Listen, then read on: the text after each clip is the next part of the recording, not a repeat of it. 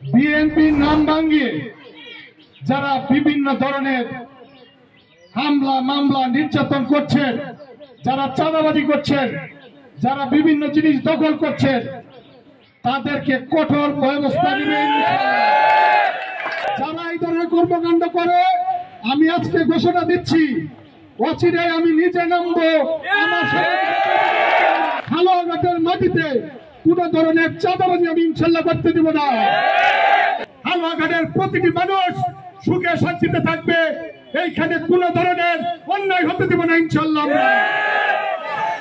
গতকালকে আমাদের ভারপ্রাপ্ত চেয়ারম্যান স্কাইপির মাধ্যমে ময়মনসিংহ জেলা, উত্তর দক্ষিণ মহানগর সহ বিভিন্ন জায়গায় উনি বক্তব্য দিয়েছেন।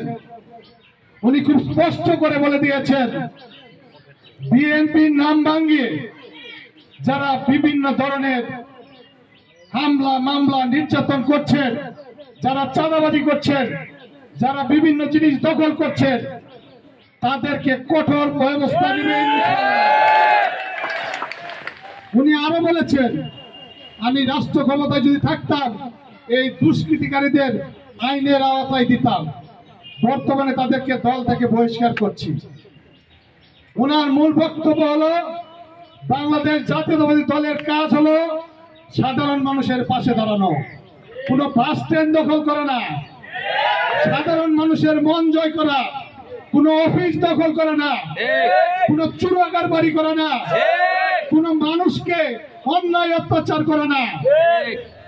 আমাদের মনে রাখতে হবে, এই দল করতে হলে শহীদ রাষ্ট্রপতি জিয়া রহমানের আদর্শ মেনে রাজনীতি করতে হবে।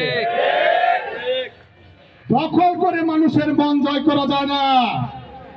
আপনাদের মনে রাখতে হবে, হালুয়াঘাট একটি অসাম্প্রদায়িক উপজেলা। এইখানে হিন্দু, খ্রিস্টান, বৌদ্ধ, মুসলমান সকল ধর্মের লোক এখানে বসবাস করে। সকলের নাগরিক অধিকার এই বাংলাদেশে বসবাস করা। বাংলাদেশে বহুদলীয় গণতন্ত্র প্রতিষ্ঠা করেছে জিয়া রহমান। তার আদর্শের সৈনিকরা কোন সময় সাধারণ মানুষকে কোন ধরনের অন্যায় অত্যাচার করতে পারে না। যারা এই ধরনের কর্মকাণ্ড করে, আমি আজকে ঘোষণা দিচ্ছি, অচিরেই আমি নিজে নামবো। আমার হালুয়াঘাটের মাটিতে কোন ধরনের চাঁদাবাজি আমি ইনশাল্লাহ করতে দিব না।